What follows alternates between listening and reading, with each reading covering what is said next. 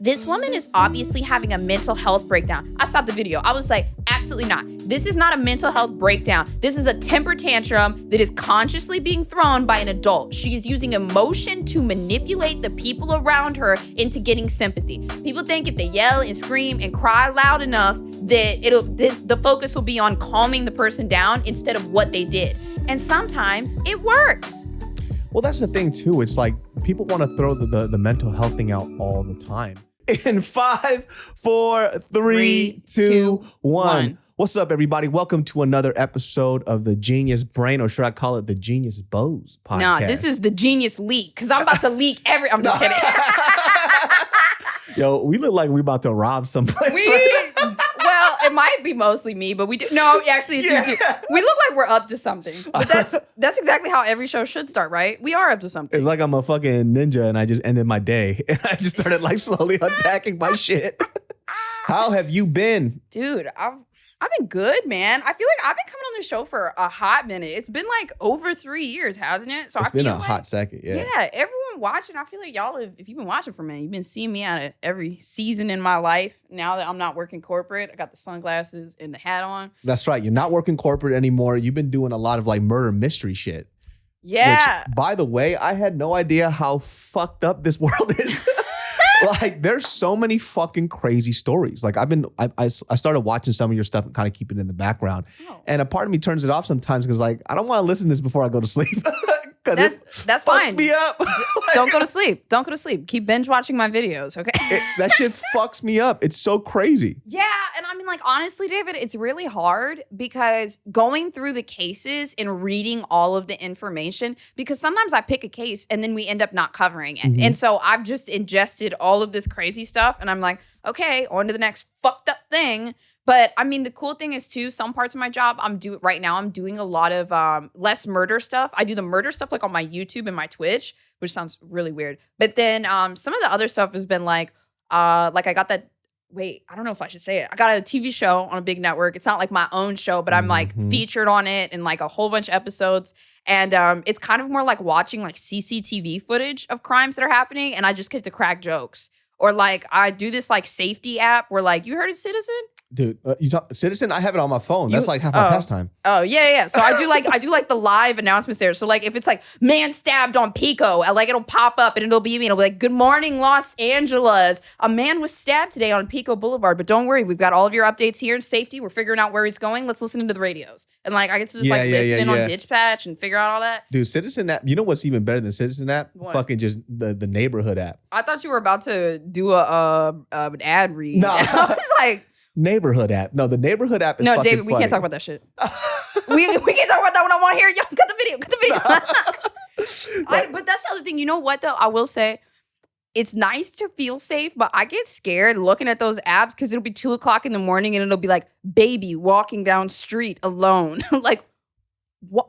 Yeah, Citizen app is fucking wild. Neighborhood app is just the neighborhoods talking, like the neighbors talking shit because people kind of like watch out for each other. But the funniest thing about the neighborhood app is like there are some people that are so fucking racist they don't even know that they're racist. Oh my gosh. And it's hilarious. Like what? So like I still have the neighborhood app in the area that I used to live in, right? It's like South Pasadena is pretty affluent.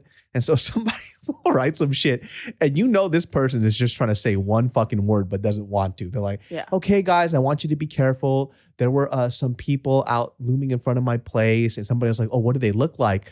They're taller, short-haired, baggy clothes, darker complexion, black. Say black. I was like, wait, you're gonna get to the thing. It's gonna be the thing. That's always. Dude. Somebody writes, that was me. I'm your fucking neighbor. You're kidding me. You're joking. And you see people just fucking like, yo, what the fuck was that about? I've been here for 5 years. I'm your fucking neighbor.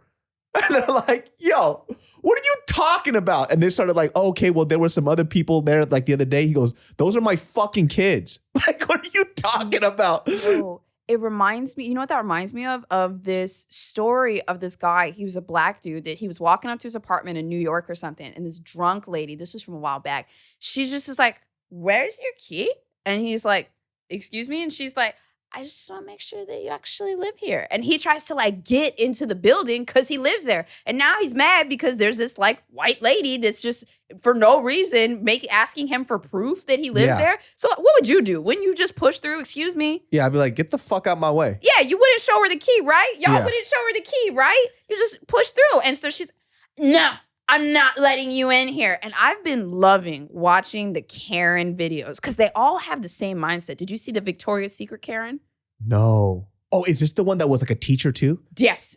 Oh my God. David, you watched that, right? It's so bad. It is one of the craziest things I've ever seen. And like, you know, I was streaming it and I was talking about it and people were like, Boze, this woman is obviously having a mental health breakdown. I stopped the video. I was like, absolutely not. This is not a mental health breakdown. This is a temper tantrum that is consciously being thrown by an adult. She is using emotion to manipulate the people around her into getting sympathy. People think if they yell and scream and cry loud enough that the focus will be on calming the person down instead of what they did. And sometimes it works.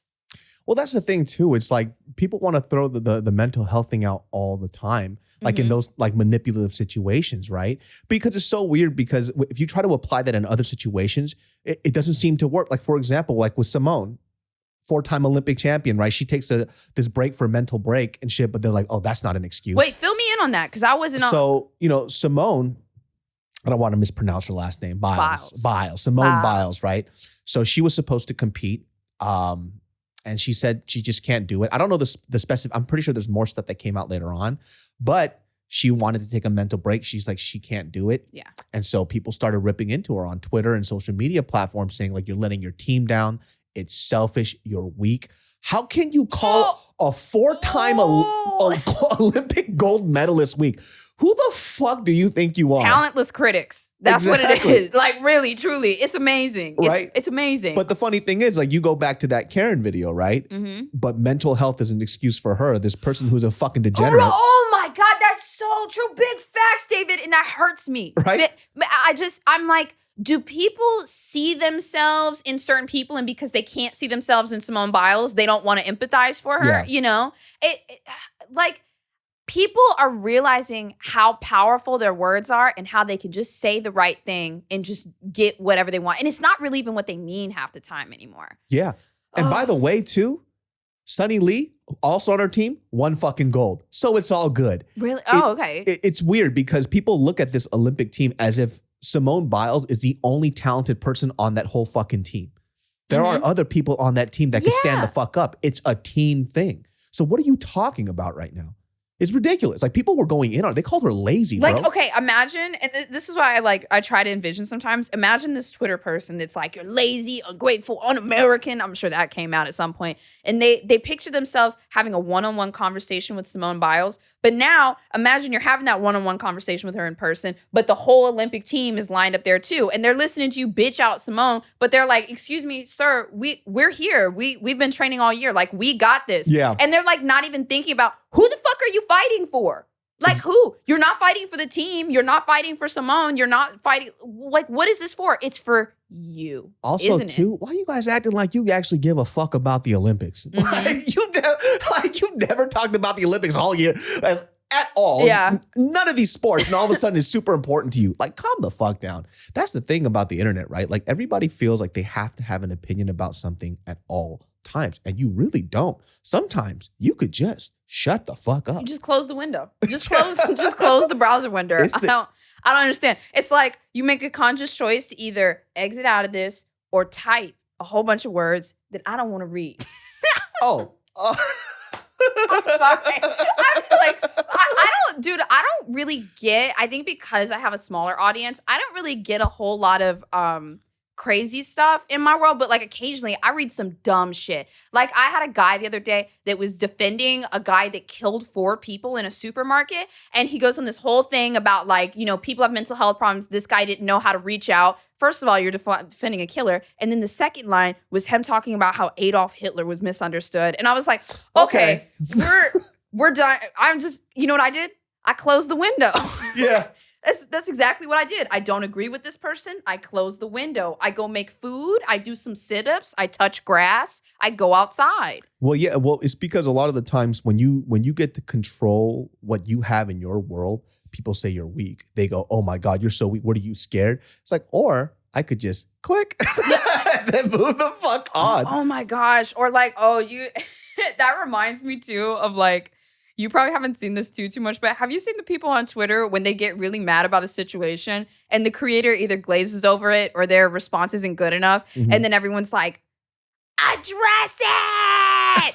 I see it all over because I'm on Twitch a lot. It's all over the Minecraft communities, and there will be like a little thing that somebody apologized for like 2 years later, and they're like, address it! Oh my God, that's hilarious. I'm sorry, but address it is just, it's so funny. I mean, people are just mad entitled to like your personal information, you know? I think something that blew my mind was, so there was a YouTube scandal about 3 years ago that really, really blew up. I don't want to be like too specific about what it was, but it was about like somebody like leaving this group. And there was all this stuff swirling about why it happened. And I was reading some of it. And then one day I'm chilling with some people that are kind of in the YouTube sphere. And they're like, oh, do you know why so-and-so left? And my nosy ass is like, no, why'd they leave? Yeah. So they start telling me and I'm just like, really? No way. I don't believe that. And I'm like, yeah, and they give me more details and more details. Not a fucking trace of what actually happened was ever online. And I was just eating it all up, like trying to see, does anyone know? I mean, it may be now, but like for months and months after that. And that was the moment that I knew we don't know shit about what happens behind closed doors with these things. Never. There's NDAs, there's alliances, there's secrecy, there's, people have dirt on other people. So, certain people don't want to say something. Somebody kind of starts a war and then the other person knows this could end really badly. And then one person has the common sense to pull out, whereas other people might like persevere. I'm not talking about anything specific. I'm talking about YouTube in general. Look, motherfuckers, in general. Yeah. But like truly, that's what was mind-blowing to me is you never know what's going on. And the stuff that gets out into the public, holy shit, it's not even 20%. Like, we heard so much about like that Shane Dawson, Jeffree Star scandal and all that. We don't know anything. We don't know anything. Absolutely nothing.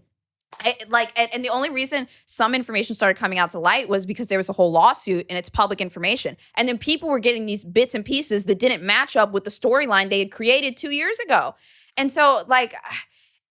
I think the real interesting part of media is going to be when like people that do things and they're not under like NDAs and like non-disparagement and stuff like that, like end up like, well, they're not breaking it, but like people don't get contracted in that way. So then later on people leave and they just start talking all this shit. Or when companies dissolve and the NDA is up and then all the people that are like involved in it or something like that, like, and not everyone's going to do that shit, but the really, really reckless people, oh, they absolutely will. And I'm going to watch every second. I sure will. Yo, like when those Family Channel kids grow up, David, I'm watching every video. Look, I'm telling you, like, I know stuff about like, for example, I obviously I'm not going to say this person's name, but there was a person who was very, very famous on the internet.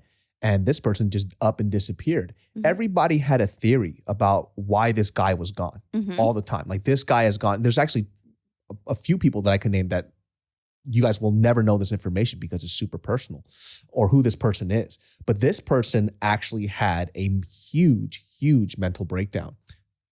But all the theories completely off. Oh, yep. Completely off. And me and only a select few people that know these individuals actually know what happened because we know their family. We're pretty close to them and they don't know about why they're gone, why they're missing. Like this one person had a psychosis thing because they found out that this person was adopted.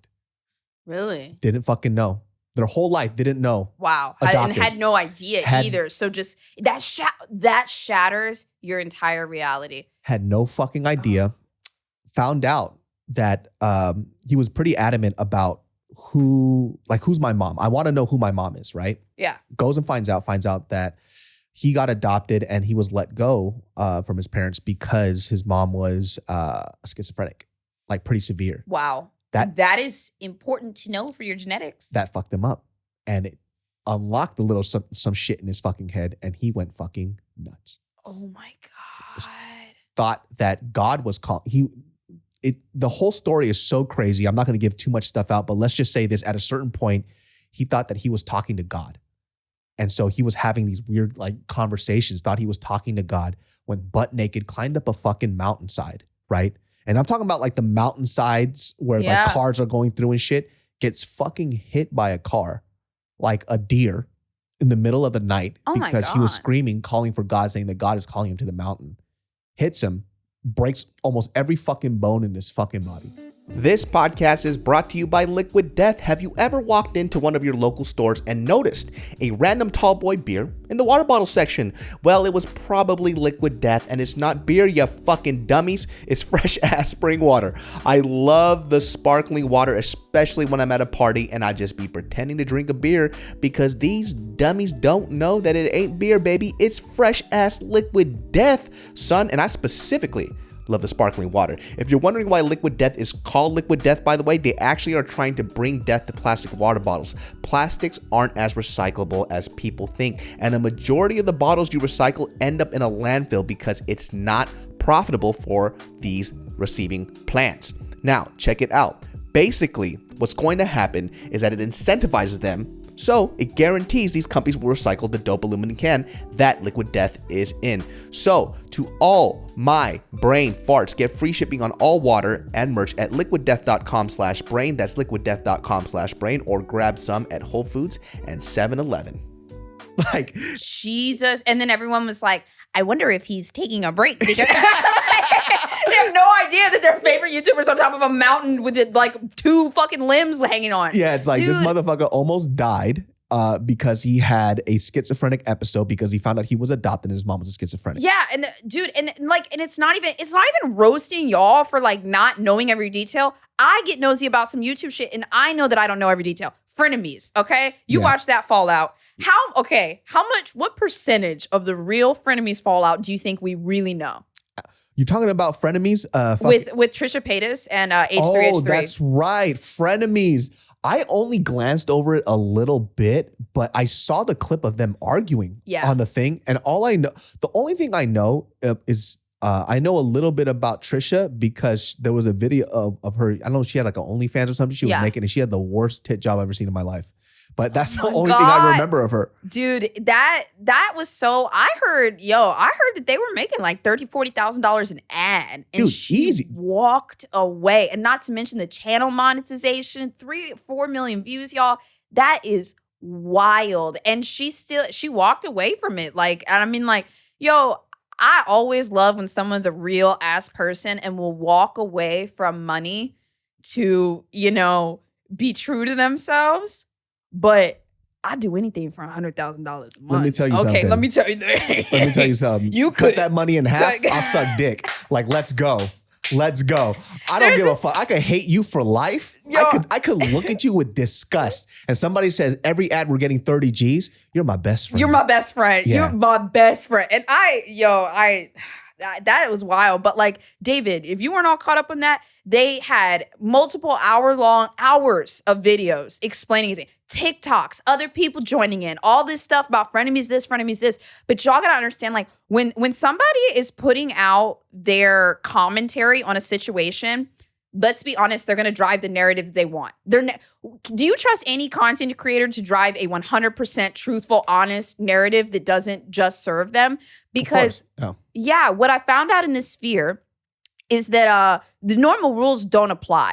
When you get into some kind of issue with a person, it's no longer you and I have an issue. It's our brands have an issue. And now this issue is tied to my money. It's tied to my ego and it's tied to my future. And I will not back down. And that's the attitude that I encounter. And a lot of people on Twitch, I see that shit a lot. I have completely almost separated from Twitch groups. But, YouTube groups, David, I've been through some shit in this sphere. Like, one of the biggest lessons I taught myself is to never join a preformed group again.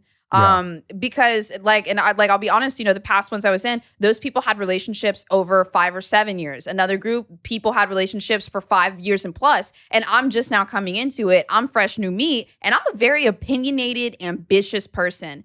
And when you're new into something like that, you have to keep your head down. You have to keep your head down. You have to keep your individuality to a minimum. And I just can't do that shit.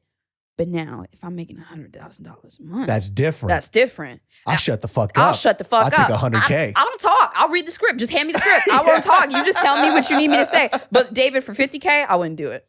For $50K? No, I wouldn't do it. Half that money, half it again. No, you David said, hand me the script. Hand me the fucking hand me the script. check. Hand me the script. I'll be quiet. I'll say whatever. It's like, David, you have to apologize for everything that you've done. $100K, let's go. I am sorry. I am so sorry for everything. Like, I'm sorry. I think I might have talked about this a while ago, but I remember hearing, because I used to work on a lot of like podcasts like back in the day and like ad sales and touring. I remember hearing that sometimes people needed like group therapists that go with them like on tour. There's a very, I feel like, I think this is actually written online, so I think I can say it. I think I read an article one time that Metallica didn't get along for the last decade or two. And so they had a person that was like a counselor that if there were disputes, they had to mediate shit while they were on the road. But these people stick together and ride it out for the money. But my minimum is $100K. That's correct. You know what's so interesting? Couldn't do it. You know what the most interesting thing about the whole frenemies thing is that I found out that Ethan is still in his 30s. That my shock there, I mean, like it's so bad. I think he's like 34 or 33. No. Look that shit up right now. Look it up on your phone, his age. Oh, okay. Wait, take a guess. Write it in the comments. All right. Like, I swear. Wait, I'm going to guess real quick. No, dude, I'm going to say 36. I think he's like 34 or 35. Like, he's young. He's young. He's 36 on the nose. Baby. He's young as fuck. But just turned 36. And he is. He's younger than Bart and Joe. Yeah. Really? Dude, Bart and Joe 37. Holy shit. Yeah. I really don't know everything going on with these groups. I can't believe they're that old. I'm just kidding. That's fun. I thought he was in his like late 40s, like Ethan. No, I would have said early 40s, but still, like, I mean, I don't know. But it's not like just based on like appearance or something like that. It's based on a lot of the stuff he's accomplished and what he gets into and the business moves he makes. I'm always just off appearance. Yeah. This guy look old as fuck. Damn, dude. I definitely would have thought he was a lot older because they do a lot of business stuff. Yeah. Uh-huh. I didn't learn for the longest time. So when I first kind of got into the YouTube sphere, I was in Smosh, so I was used to big views, big advertisements, big this, go big, go try to go viral, da-da-da-da, big numbers. And for the longest time, I didn't realize how many content creators get, a decent amount of like views and they're running all these different businesses and things like that. Like they're making appearances, they're doing podcasts. They're like, you have like food businesses and stuff like that. You're doing like all these deals and doing all this. But like even smaller people, they run all these multiple things and they do really well. Yeah. Whereas it's wild to me that a lot of times, and I mean, I used to do it too. People will look at somebody's viewership and be like, your channel is failing. But they don't understand that it's because this person has all this other stuff going on. The influencer culture is kind of becoming like an entrepreneur culture if you know what you're doing.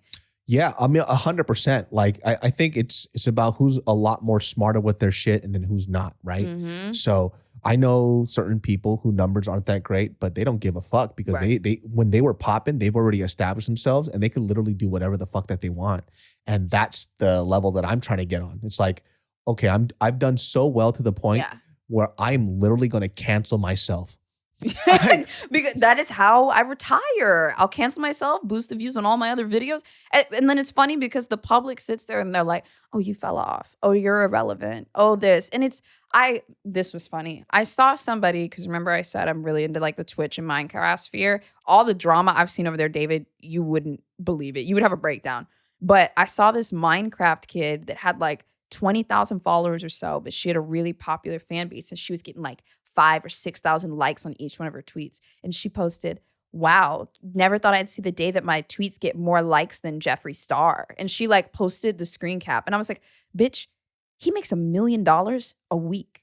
When you make $1 million a week with your 5,000 likes, you come back here. You come back. But isn't it sad what their value of themselves is based on tweets? It's like, oh, I am now a valuable person. Oh, it's like, child. Honey, you gonna realize when you getting all them likes and you still hate yourself in a year, you gonna learn. That's the thing too. Like that's why you see now a lot of creators, they come in hot and they disappear real fast. Mm-hmm. They can't handle this shit. Number one is because they thought that they wanted to be famous. They thought being famous is a goal in life, and it's not. Yeah. Being famous is not a goal. It's like, what are you creating? What is your future? What are your next steps? And this space too, people envy fame. Like, what the fuck is so dope about fame? Like, you have no privacy at all. Everything that you do is fucking scrutinized. People hate you one day, they love you the next. You have to have enough mental clarity and strength to withstand that on a daily fucking basis. What is so great about fame? The cool thing about being famous is that should be the effect that you have after you do something great. Mm-hmm. You are recognized for doing something that you truly like and care about. When you do stuff just for fame, you end up like that person. Right. Where you tweet something as fucking sad as I never thought that one day my tweets would get more than Jeffree Star. Oh my God. That one made me, I was like, oh, my sweet summer child. Jeffree Star was in a lot of controversy too, right? Yeah. Oh, but I mean, honestly, he stepped away from all of it and said, I'm getting a farm. I'm getting a yak. He literally bought I swear to God, this makeup billionaire guru. Well, he's probably not a billionaire, but I mean, not that far off. This is definitely one of the richest YouTubers. I mean, yeah, he said, fuck all this. I'm out. I'm going to go buy a farm in Wyoming and get a bunch of yaks. And he really does, like, post on his Instagram now. These are all my beautiful yaks. Get the fuck out of here. See, he's living the life that's like some Dave Chappelle shit. And then meanwhile, some 17-year-old Minecrafters comparing themselves like they're better than Jeffree Star. And I'm like, come on. This motherfucker cashed out. I think, what you were saying before, it's like, why do people envy famous people or why do they want to be famous? I remember, and I might have talked about this on Genius Brain before, but when I first kind of started getting into this, I wanted to be popular because I thought that if a lot of people liked me, then I would like myself. Or like, it was like, ooh, I get to show everyone, look at all these people that like me. But it does nothing for you because the reality of it is when you get to a certain level, you're no longer a person. You're an entity. They call it the entitization of content creators. So you are behind the surface, whereas you have this other kind of internet persona that's like a heightened version of yourself. And everyone loves that persona or they hate it. But you're a different person. So you're not even feeling all that love that you thought you were going to get because it doesn't feel real. Yeah. And I've dealt with that. I've definitely felt that a lot, that sometimes I'm just an entity. That's why I love being on like shows like yours or like going on like, some of my homies' shows. I just go on like for free and chill because I like being myself sometimes. Yeah. That's the hard thing too. It gets to the point too where a lot of influencers don't even know what themselves is. Like they don't. Like who the fuck are you? Yeah, and then they don't know. So this is something that happens with the Minecrafters. You would probably find this really interesting. There are these Minecraft kids that join they'll be like, they might have 50,000 followers. Then one day they join a huge server. Like, do you know who Dream is? Mm-mm. He's a massive Minecraft YouTuber. He gets like 30 million views per video or something like that. God damn. Yeah. So he's got this Minecraft server. It's called like Dream SMP. And it's like the peak of Minecraft. Everyone that's on that channel is getting millions of views, like 5 to 30 million views. They're all popular. They have these rabid fan bases. And everyone dreams of being in this group. Well, I saw some people that recently got admitted, and over less than a year, they all went up to 900,000 followers, 1 million followers on Twitter. But now they're locked into this huge, diverse brand of the only thing in common with these million people is I like Minecraft. They all have different opinions. They all want different content. They're all going to be different people in a year. They like different music. They like different outfits. They like different things. So now you have this massive platform with 1 million followers, but everyone fucking hates you randomly. Like you can't control your audience. So when you reach that level of fame, you have no choice but to strip it down. You can't be yourself there. So then you feel confined to be this image that makes everybody happy. And those people, I've noticed, don't seem very happy. I would rather take the audience I have, which really isn't smaller. I have a very large audience, I feel like, for like what I do and what I've built. And for sure. I'm very, very happy with my people are kind of like me because I didn't go for any crazy growth. I've never been anyone that I wasn't. And like, oh my God, I just smiled a little bit thinking about my community. It's so nice. It's so nice, Well, that's the cool thing too, is like being. And yours is probably kind of like that too. Like being able to create content by being yourself. It's a very good and strong foundation because no matter what you do, you just go back to the source, right? It's like, why am I doing this? It's because of this reason, because I know who I am. See, I definitely understand that stage of like not knowing where you're at and where you want to go, right? Mm-hmm. That's a feeling that I fucking hate. I never want to feel that again. I know what I want in life. Like I want to just create and just do shit that makes me happy, right? Me too. So whenever like Boze wants to do something, she goes, "You down?" I was like, "Sounds fun." If it sounds fun, I'm down. That's really about it. I don't really need much incentives after that. Yeah. Like, Yeah. I just need to enjoy the fucking process. And that's all I fucking need right now. And the hard part too, once again, when we talk about that idea of fucking identity, when you don't know who you are, you always bend to everybody else's will, no matter where you fucking go. Yes. And you become this fucking sorry ass people pleaser, and nobody can fucking trust you. Nobody knows who the fuck you are. Because you don't know what you want, so you don't know what opportunities to look for. Yeah. That is something that I noticed about myself. I recently started traveling. Like after I got my vaccines, I usually do my streams on Sundays and Mondays. Watch my stream, Sundays and Mondays. Okay. But so then Tuesdays through Saturday, I had free time. So I just started traveling. I just started buying a one-way ticket somewhere. I get a hotel room somewhere and just have fun. I went to Florida. I went to San Diego. I went to Napa Valley. I went to Virginia. I went to New York. And I loved the freedom to travel and do whatever the fuck I wanted. And I said, oh my God, how do I continue to keep up this lifestyle? Well, I need to make enough money to do it, and I need to always have an open and flexible schedule. And now that I know what I want, every opportunity I seek has to give me an open and flexible schedule, and it has to give me enough money to do the things that I want. I don't need this much. I just need, this much. And because I know the direction I want to go, I'm able to seek out those opportunities. If you don't know where you're going or who you are, everything's just going to keep passing you by.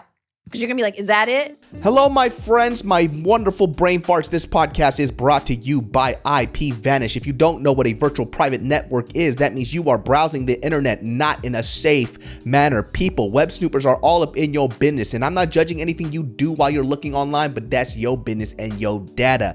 IPVanish will help you circumvent any online censorship and get protection when using public Wi-Fi. So basically, nobody can see what you're doing online, as it should be. So go to ipvanish.com/brain, claim your 65% savings. Their annual plan is just $44.99 for the first year with our exclusive discount. This is the time to sign up. With our discount and their current promotion, you can get a VPN for 65% off the usual offering. IPVanish is the best of the best, even rated 4.7 out of 5 on Trustpilot, and that's with more than 6,000 reviews. Remember, it's ipvanish.com/brain to get the deal and start protecting yourself online.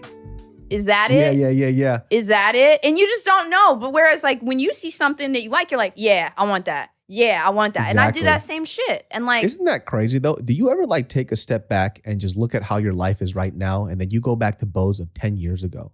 Like, could you imagine your life being like this? And, I was talking about we were just talking about this off the podcast, which is something that, I really resonate with now, is that when you see people in life who have worked hard for what they have now, they are the most grateful people. When you are given things and you never had to work for it, it's hard to be grateful for it. You see these like in celebrity kids all the time, right? They kind of just have things, and then you see them how reckless they are with all the stuff that are given to them because it's just a given. They never had to work for it. Yeah. There's nothing for them to look back and reflect and say, oh, you know what? Like the David of 10 years ago is so different now, and the things that I didn't have before, I have now. right. And it makes me feel really good. Like just even something small. I got a swing on a tree outside.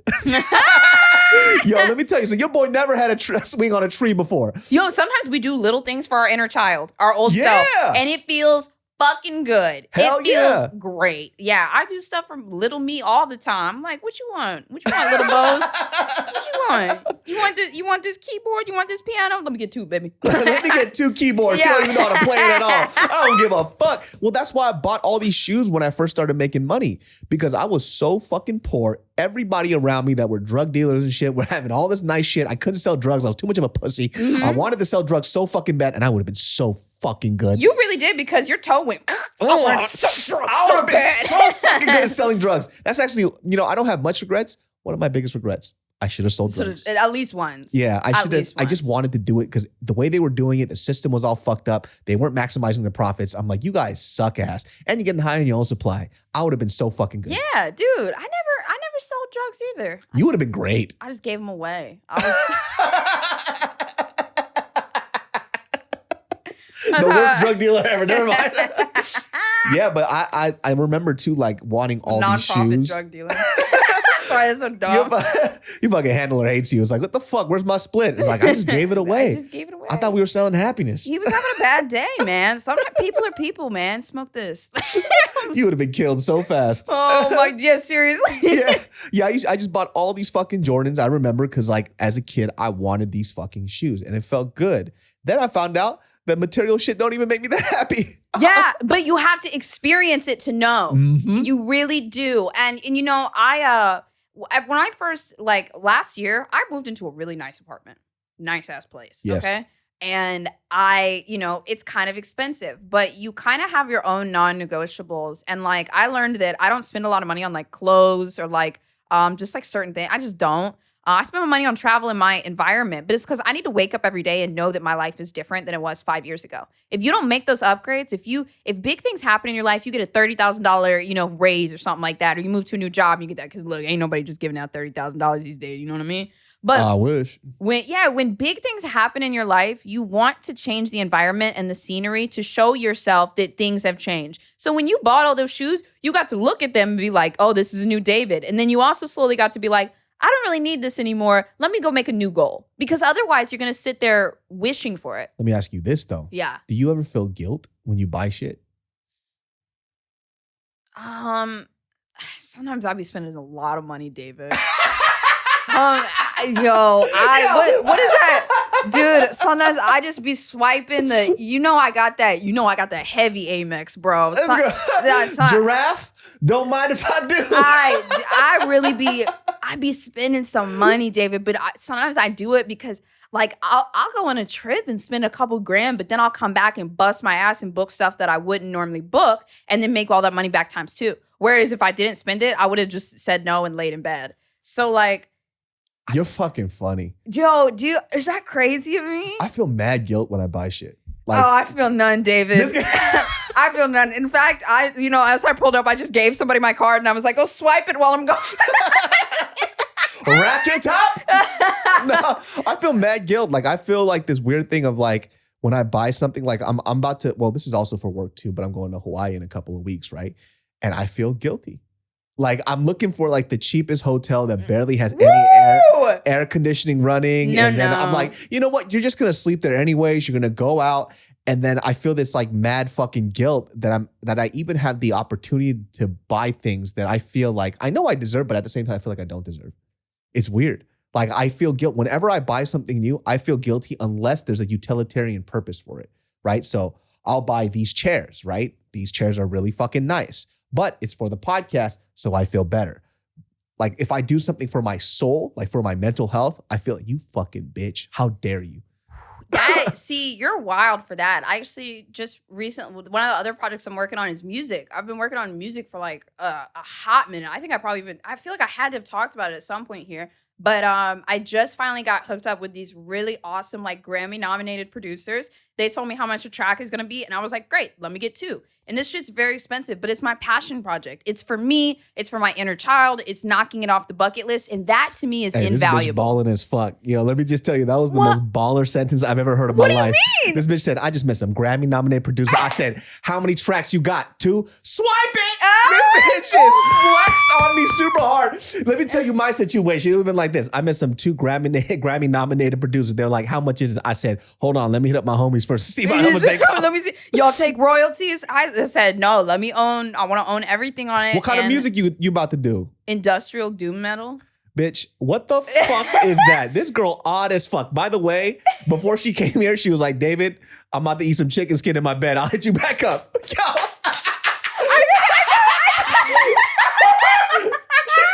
She said she was going to eat chicken skin in her bed and then head over. Yo, who the fuck says that? Because that's what I was doing. I was like, yo, let me eat this chicken skin real quick and then I'm going to be... Who the fuck only eats chicken skin? This bitch rich. That's rich people shit. Really? Chicken skin with a little bit of garlic on it? That's either poor people shit or rich people shit. Yeah, we have no idea. This one or the other. That's one of those. No middle class motherfucker only eats chicken skin. Either you broke as fuck or you rich as hell. Yeah, and then also the in bed part. It's like I have no idea of this woman's status. I was like, yo, is she depressed? Like, what's going on? No, I'm living my best life, dude. I know. It's just the sentence is so fucking odd. What do you call it? Doom scrap metal? What the fuck was it? Doom. So okay, here's my thing, David. Okay, this is gonna sound so corny, but like it really is a pattern. A lot of the stuff that I've done in my career that has worked out really well has been very innovative. I'm pretty sure I'm the first true crime live streamer pretty much ever that's been doing it for this long and had some success in it.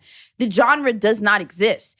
After I've been doing it for about 5 years now, it just picked up about 3 months ago. It's so funny. It really kind of blew up on Twitch around June. Doing some true crime live streaming, random people picking it up. But back in February, Livewire posted an article that said how Erica Bozeman claimed true crime on Twitch. I've been in this bitch for a minute, you know? When I see a hole in the market, I want to fill it. So for example, to me, and this is gonna sound so boring, but I'm just gonna tell you how my brain works. To me, doom metal is a type of music that involves like these kind of mathematical riffs that are really interesting on the guitar, and they resonate very well with people that have ADHD because you never know what the next note is going to be. It's an older style of music. It was really popular around like the 80s as sludge metal, and then around the like late 90s, early 2000s.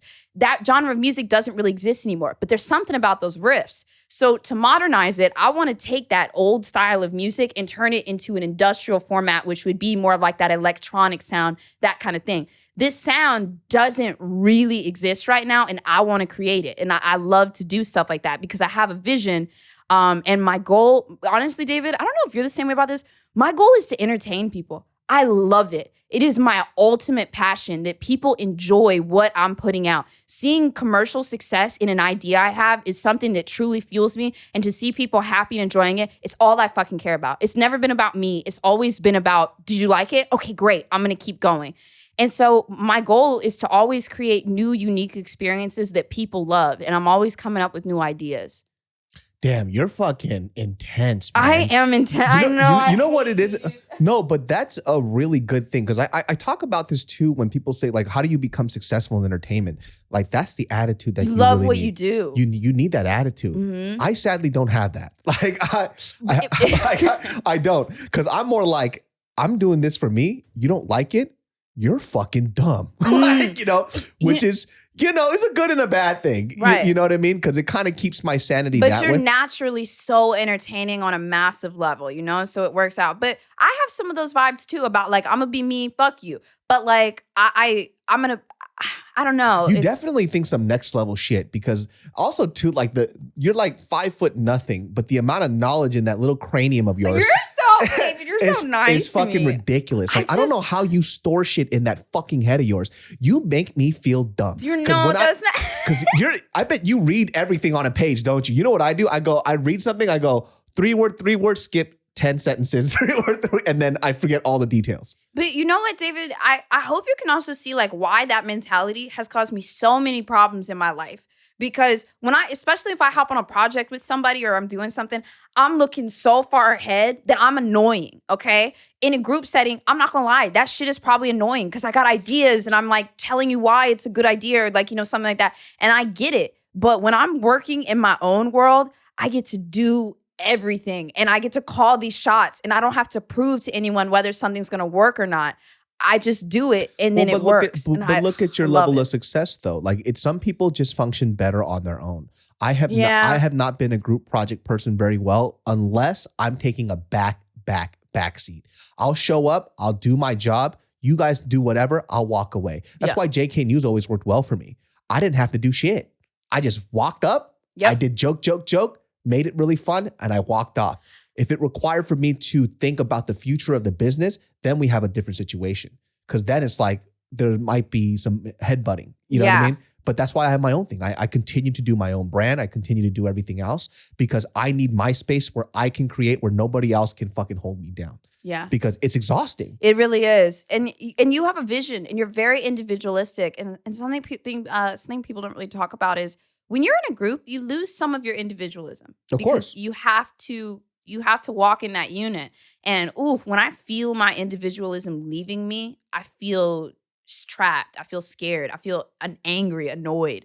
But I think that's also why we work well together. Because like even with the shows and stuff, y'all better come to our shows. You kind of let me take the lead on it, but also you trust me and you see that I know what I'm doing. Like I've booked these shows before. Like I know how all this stuff works. And you're just like, yeah, do it. I'll show up. And I'm like, thank you. Well, there has to be a level of trust, right? Like if it was some person that I didn't know, I know you now. I've known you for years. I know that when you want to do something, you make shit happen. I know that I don't have to worry, right? So it's like, okay, if Boze is passionate about this shit and she just needs to tell me what she needs from me, I'll get it done. Because at this point, because we're friends, I also know that I don't want to fail you. So if you get something done, I'm going to work just as hard as my end just to make sure that it happens. Because at the end of the day, it's like I said, it has to be fun. Yeah. And if I'm not making it fun, then it's not going to fucking work. So if you brought the project to me and you're like, hey, this is what it's going to be. I'm like, all right, let's do it. Like I'm done. You've already shown what you can do. So what's the point? Why am I going to sit here and try to like crunch numbers with you? It's like, why? Yeah. And like, for what? And David's just like, yeah. You know what I love? I love when like, whenever we start a Genius Brain show, we kind of like dabble in different topics. And then when we find the right one, we're just all in. Like for the past 20 minutes, I've been like, David. Okay, I wondered if they can see that too. Like when we get really into the zone, you know? Oh, 100%. And you know what the thing is too? It's like, people sometimes ask us like, yo, why don't you bring like certain people onto the podcast? It's like, well, because podcasting too is also an art form. Conversation is a fucking art form. Mm-hmm. Just because some people have interesting things that happen to them doesn't mean that they're very good at telling those stories. So you've had some bad guests. Man, let me fucking tell you. And listen, I have no fucking problem after the podcast is over saying like, hey, most likely this is not going to go up. You're kidding me. Yeah, I probably trashed over like 30 or 40 podcasts. And it was in the beginning. Because I know like personal friends and stuff, and they're like, yo, I want to try the podcasting thing out. Wait, so you said before, if you don't like it, you don't like it. But you do care about like how people tune in. I didn't like it. Oh, yeah. Oh, okay, you didn't like it. Because I got bored. Like I'm falling asleep as this person's speaking. And I'm like, dude, this was boring as shit. Like even I didn't give a fuck about it. But then what happened was like I would start telling their story for them. It's like, then why are you here? Yeah. Like I could just do it with another guest and tell your story. So it's just like, that's the other thing too. It's like where everybody feels like they could do what somebody else does sometimes. And it's true, you can, but you can't be disrespectful in that kind of sense. Like it takes some skill. Like when I first started podcasting, I'm a way better podcaster now than I was when I first started. Yeah. I'm a lot more concise. I slow down the way that I say things. I could elaborate more. I'm a better storyteller than I was. And I thought I was a good storyteller. Yeah, you're different than you were a couple years ago. Because I remember like when we did one of our first ones, and I mean, it was good. It was great, of course. But like your conversation is like really, really like great. Yo, did I tell you? I told you about when I met Joe Rogan, right? This podcast is brought to you by BetterHelp, my genius farts. If you haven't focused on your mental health, what are you waiting for? You are tense. You are cooped up. There are so many things that you need to sort out in your head because you pushed it aside for so long. And I used to be just like you. Well, you have to hop on BetterHelp because I'm telling you right now, mental health and the help that you need is right around the corner. BetterHelp will assess your needs and match you with your own licensed professional therapist. You don't have to sit in an uncomfortable waiting room, and you can message your counselor at any time while setting up weekly video phone sessions. It's super convenient and more importantly, allows you to be in your own safe and comfortable environment. I've used BetterHelp and it was a dope experience, and I still use it till this day, so give it a try. You have nothing to lose and so much to gain. This podcast is sponsored by BetterHelp, my friends, and my Genius Brain listeners, my lovely Genius Farts, you get 10% off your first month at betterhelp.com/genius. So visit betterhelp.com/genius and get that 10% off and work on that mental health, my friends. That's betterhelp.com/genius. You met Joe Rogan? I thought I told you about this. No, bitch, you didn't fucking tell me you met Joe Rogan. Hey, let me tell you something about this girl, all right? She be over here fucking meeting everybody I love, and I'm over here just in my room just jacking off doing jack shit. Bull, because I invited you to that Dave Chappelle show the other night, and you know what? And guess who was there bartending? Tiffany Haddish. Where the fuck were you? Hold on a second. Where were you? This bitch called me. I was drunk as fuck. I could not make it. Okay. I'm just saying. Look, I invited him. I did 2 podcasts back to back. I was blasted. Like I could not make it. I was like, listen. I was sitting there and I was talking to Mariel. I'm like, listen, it's like 12. I need to see these people. She goes, I don't even know what you're saying. Like in my mind, I thought I was saying coherent sentences. It's so weird. And she was like, you're not going anywhere. And I'm like, you're probably right. That's fair. That's absolutely fair. But okay. So I met. Yeah, she invited me though. I did. I invited David to a 200-person private Chappelle show. Like, and guess who? You know what? Can I say this? Nah, maybe not. I'm trying to think. I mean, I guess I can. You know who popped up? Who? And came on stage and sang a song? Who? Stevie Wonder. Just You're fucking lying to me right Nope. You're saying shit right now to me to fuck me up. I'm not. Hey, and I invited you to that show. let me tell you something. I invited you to that show. Why I the invited you. fuck is going on? Are you fucking serious? I invited you. I sure did. So next time. But anyways, okay. So I gotta tell you about the Joe that. So that was in LA, okay? But that was in LA, like, what was it, like a Thursday or Friday night or something like that. So the week prior to that, Chappelle was doing a whole bunch of shows. He did the Joe Rogan shows and stuff like that. So I'm at this after party and someone introduces me to like Joe Rogan. He's standing there with Tom Segura. They were cool as shit. They were really nice. And somehow I get to talking to Joe about like true crime or something. And we ended up talking for like 10 minutes. And a couple minutes into it, I'm like, wait a minute, does he actually like me or is he just really good at podcasting and he's podcasting in real life right now? Yeah. I think it was the second one, but it was definitely nice because you're really good at this shit now too. But that's how he was. He literally, when Joe Rogan engages in a conversation with you, you feel like he cares about every single word that he's saying. To this day, I don't know if he cared. I would like to assume so, but my self-esteem says, no, Boze, he's just really good at his job. That's fucking crazy. He's good. He's Even real good. more beyond Joe Rogan, fucking Stevie Wonder fucking performed. Are you out of your fucking mind? Yeah, I was so nervous about whether I could see that, but I mean, like, I didn't sign anything. We just had to put our phones away. But yeah, it was really cool. Super, super cool. You weren't there. You went, David, you weren't. Next time I invite you, you're gonna come, right? I'm never drinking ever again. Never again.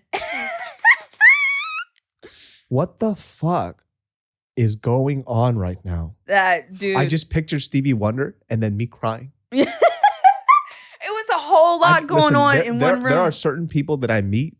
Like, listen, I don't get starstruck by a lot of celebrities, right? Honestly, if I met Dave Chappelle, starstruck. If I met Joe Rogan, starstruck. Mm-hmm. But that's starstruck here. There's people before I became an adult that affected me. And it's usually musicians like Brian McKnight, Stevie Wonder. I meet Stevie Wonder. I will fix his eyes just so he can see my face. Oh my God, David! That is so dumb! But it's really funny. David! Oh my God. Just so he could see me cry. David. Oh my God. But you know what? I think that's interesting you say that because I think that people like artists, and I'm obviously Stevie Wonder's an artist, Dave is an artist, when they instill emotion in us, especially as kids or teenagers or something, man, that bond is huge, you know? I know. I did a video with Sean Stockman from Boze to Men. Still remember that shit till this day. And I don't think I washed my hand for like a week because he shook my fucking hand, dude. And Boze to Men helped me through like getting dumped, like sadness. Dude, I know so many Boze to Men just from one girl that dumped me. And Bright Midnight, just because I had their music on fucking repeat. So like their shit affected me so much. Stevie Wonder, man. Over time, I've been building my castle of love. I can't, dude. I wish you were at that show with me now just so I could have seen you cry when he came out because none of us knew. I would have cried. You would have cried? I would have fucking cried. Like, I feel myself about to cry just because you couldn't cry there. I would have bawled my fucking eyes out. Oh my God. And then everybody's like, what the fuck is with this? Who invited this? I'm like, That is funny, dude. I'm trying to think of who really affected me when I was growing up, and this is the dumbest one. Some You're not gonna true crime person. No, basically. So it was. Have you ever seen the movie The Craft or heard of it? It's a '90s movie with like these like witches that are in high school and they're all like kind of goth, right? Loved the movie when I was growing up. Always been a little goth, whatever. And Fairuza Balk was like a very popular. She was a celebrity that had, mass appeal. I'm trying to figure out what I'm trying to say. She was like a B-A-list celebrity that was up there, but she had this whole goth aesthetic. And I loved that she was accepted by Hollywood and she looked like that. And so that made me feel more comfortable to dress and do the things that I wanted to. And so that was kind of a role model for me as a kid. So as an adult, I remember one time I bought something from her store and then she followed me on Twitter or something. Like I tweeted something and then she followed me on Twitter. And I got so nervous, I blocked her so that she wouldn't unfollow me in the future because I knew it was coming. That is the most self-destructive thing I've ever heard in my life. What the fuck are you talking about? Listen, no, it was called self-preservation. And this was 4 years ago. I don't really do stuff like that much anymore. Self-preservation, my ass. Yeah, to preserve myself from having a fucking breakdown, David. In case she unfollows you and you die. Yeah. come on. If Brian McKnight followed you and then one day you posted something silly and he randomly unfollowed you, like, wouldn't it? Oh, that would kill me. Yeah. That would literally fucking kill me. Yeah, so why not rip the Band-Aid off yourself? Listen, I was 25. Listen, that sounds like some damaged goods shit, dude. That is the most damaged shit I've ever heard in my life. To my credit, I did it a couple years ago and I've changed a lot in the past year or two. That's fucking funny. Yeah. That'd be hilarious. Like Dave Chappelle follows me and I'm gonna go, no, Dave, I unfollowed you. Okay, I get it now. You're right. You're right. Are you insane? That'd be so funny if you were the first person that wasn't her friend, that she was like, you know what? Today I'm gonna follow a random stranger. And she follows you and then you go block. She goes, fuck this. I think and I didn't like block. I think I just like did it so that it would unfollow, like she would unfollow me. Like I made it manually unfollow. That's what I did. Oh my God, Boze. I know. I'm all embarrassed. I thought the person that you would meet is like Chris Hansen from To Catch a Predator or something. Oh no. Oh God. No, dude. Yeah, like a true crime. But see, that's the thing though too. I feel like since I've been doing the true crime thing, everyone tries to talk to me about it or relate to me over it. And I'm like, I don't want to talk about murder when I'm at dinner with somebody eating oysters. And they think that like it's the only thing that I like now. The coolest thing about your true crime stuff is that you are saying everything that I don't have to read. Like, that's the best part. Like, when you're talking about your shit, it's like, I don't have to read this. I literally don't. Yep. I could just hear you talk about it in the way that I want to hear it, and it feels fucking good. So it's just like, because I'm always curious about this stuff, but there's so much data and just jargon that you have to go through in order to get to like the good meat of things that I just don't care. But then you just do it for me. You know, it's funny too, because so the I've been doing true crime for a while, but the new brand that I came up with is a little bit different. Because you know that era from, 2 years ago or so, where actually not even that, like 3 or 4 years ago, there was all these commentary channels that learned they could just critique another YouTuber and get a bunch of views. The downfall of so-and-so. What's wrong with Lily Singh? Like, da-da-da. Like, we did a video around that era. And I saw that people were using these YouTubers, A, as clickbait and SEO, and then B, they're putting somebody down and shit-talking them because it makes people feel good about themselves and they're getting all this viewership from it just from shit-talking somebody. And I was like, why are we shit-talking these people that just made a mistake? They're creators. They move on. They do things. Why don't we talk shit about people that did messed up stuff, like murderers? Murderers deserve to get talked shit about. So that's what all of my content is based around, talking shit about murderers. That's what I do all day. I talk hellish shit about Chris Watts, Jodi Arias. I'm on a first name basis with this bitch at that point. I know a lot of the prosecutors state by name. I know why Casey Anthony got off, and I have a lot of opinions about it. And all I'm doing is talking shit about different attorneys and different convicted killers, people that got off, stuff like that. And David, I love it. My business is not just true crime. It's talking shit about people that did fucked up stuff. See, this is why you and I get along. The only thing people want to see from me is me talking shit. Sometimes it kills my soul because I get like, man, there's a lot of bad people on this earth. Or like, sometimes people make a mistake and I don't want to, shit talk them forever. But like when you kill somebody, that is not a mistake. And especially when you kill 4 or 5 people over and over again, fuck you. And I want to talk about that, Dude, there's some crazy, when I look back in my childhood in my life and then I see some of these stories and I'm like judging these individuals. I'm like, look at this motherfucker over here just killing people in the street. I was like, wait, I used to hang out with people like that. I was like, who the fuck? I used to hang out That's with how we know, David, times have changed. Yeah, and dude, I'm telling you this too. If you don't believe that people can change, let me just tell you this funny story, right? I was at a wedding. Went to this wedding, and there was a couple of people there that I did not expect. In fact, I couldn't even recognize them. Came up to me, and they're like, hey, David, how have you been? He goes, I'm like, who the fuck is this? I have no idea who this guy is. And I'm looking at their face, and I'm like, is this so-and-so? And I'm like, bro, what the fuck? What are you doing? He's like, yeah, man. I was like, what do you do now? It's like, I'm a pharmacist, and I'm a pharmacist, bro. I literally seen this dude like pull out a gun and fucking threaten to cap somebody in the put a gun to this dude's forehead before because he stepped on his fucking Air Forces. Yo. Like this is this crazy human, and he's done a lot of other terrible things too. He was heavily gang affiliated. Whole family was gang affiliated, right? Somehow changed his life, fucking repented, redid everything. He's like trying to make up for everything that he's done bad. Wow. And he's a pharmacist now. And the reason why he changed, he met a girl that changed his life. Yeah. They gave him an ultimatum. And probably given him notes on different things. Like, Yeah. this is what we're not going to do. And this person changed. He didn't kill anybody. All right. But We don't know. okay, I don't know. From what I've known, he hasn't killed somebody. We didn't say anything. Yes. we literally didn't say anything. But I'm telling you, people can change, man. Like, it's crazy when you see growth in somebody that even I didn't expect. Like, I look at him and unrecognizable. Well, I feel like a lot of the issues that a lot of us cause are from like past pain, quick emotional triggers. For example, that Air Force thing, one thing you just talked about, like, maybe it was a trigger that was disrespect. He didn't like that from his past, and that's how he handles it now. And you ever been talking to somebody and you can tell they're not present? They're somewhere else. Yeah. He might have felt like, somebody did this to me 10 years ago, and I'm not going to get disrespected like that again. So when this situation feels similar, sometimes people overreact. It's like their pain just gets swelled up in huge ways. That's what happened to me for a long time. I deal with a lot of trauma and I deal with a lot of triggers, but I go to therapy for these traumas and these triggers, and I do it for me because if I can control my emotional reaction to my past or situations that remind me of my past, it keeps me from creating new problems. Yeah. And that's how my life has been for the last 2 years. And, don't beat yourself up if you were a very emotional person, 2, 3, 4, 5 years ago.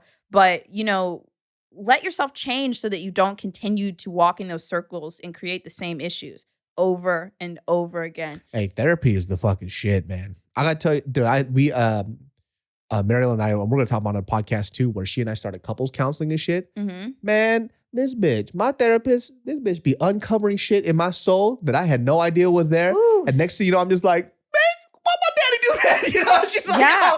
I'm like, I didn't know this was bothering me. But the cool thing about therapy, and I think like what a lot of people who haven't done it, is that it's a really safe space where you, for some reason, feel like you could say everything that you wanted to say, no matter how dumb you thought it made you feel or what you thought, and then you start uncovering little things, like stuff that you always tell yourself that you don't care about, stuff that you say that that you're not embarrassed about, but you really are. But then you get to talk to this person and you get to talk out these feelings and these thoughts, and it kind of uncovers things that have been bothering you for years. Yeah. I try to go at least once a month. Like, I basically a while back during the pandemic, I did like a 3-month intensive where I was going like every single week. I call it intensive because that's a lot, and it was a lot of fucking money. But I was going every single week to try to heal myself and get to a good place. So now I still check in like every month or so. And she said something really interesting to me the other day. I said like, oh, something happened, but yeah, it was weird. And she was like, you have to stop saying weird. She's like, I don't like that word. I'm like, why? And she was like, when you say that something felt weird, you're not saying how it felt. Mm-hmm. What is weird? It's just a word that we use when we feel so uncomfortable, we want to cut it off. We label a person weird. We label ourselves weird. We say we feel weird, but you have to explore that emotion and dive in and figure out what is weird, because otherwise you're cutting off your emotions from yourself and how you really feel. Damn, that shit's deep. Yeah. That's the crazy thing too, when you really start to think about the why of things. And it's just stuff that we choose to ignore all the fucking time because it's just easier, It's like, I don't really fuck with that person. Somebody asks you why, and you just go, but there's a reason why, For sure. There's always something reason why. There's always a reason why. I also learned that what in my past, I used to be very quick-tempered, like very confrontational, very quick to anger too. But what I learned was anger was my first emotion that protected me from a lot of other emotions: sadness, anxiety, hatred, a lot of different things. But I realized anger was the first layer. And so what I started to do to myself was anytime I felt angry, I tried to push through that anger and get to the other side of what emotion was on the other side. Yeah. And that was really powerful for me because anytime I feel anger now, I find an opportunity to explore myself a little bit. Well, guys, that wraps up this episode. This shit was good. Brain podcast. It's always a good fucking time, dude. It's always. Black and yellow. You dress like fucking Lawrence Fishburne right now. Too. I hate you. That is like, look, we said we were about to go rob a place. Oh man. You can find what they plug your shit. Hey, my YouTube channel's out. When this comes out, I'm gonna comment on this. I'm gonna hit top comments. So I'm gonna need you guys to come check out my channel. I do live streams on Sundays and Mondays on Twitch. I do court TV on Sundays, and I do murder stuff on Mondays, and I'm talking shit both of those days. But also, I'm uploading almost daily on YouTube now, about 4 or 5 times a week. Damn, that's fucking amazing. Damn, you make me feel like shit. Yeah, you should. All right. I'm just kidding. Well, I should have committed admitted to that as I leaned back and said, yeah, you should. As you plug into the matrix. Fuck you. God damn. That's God. like, Well, that hurt my feelings. it's been real, y'all. We'll see y'all next time. Peace.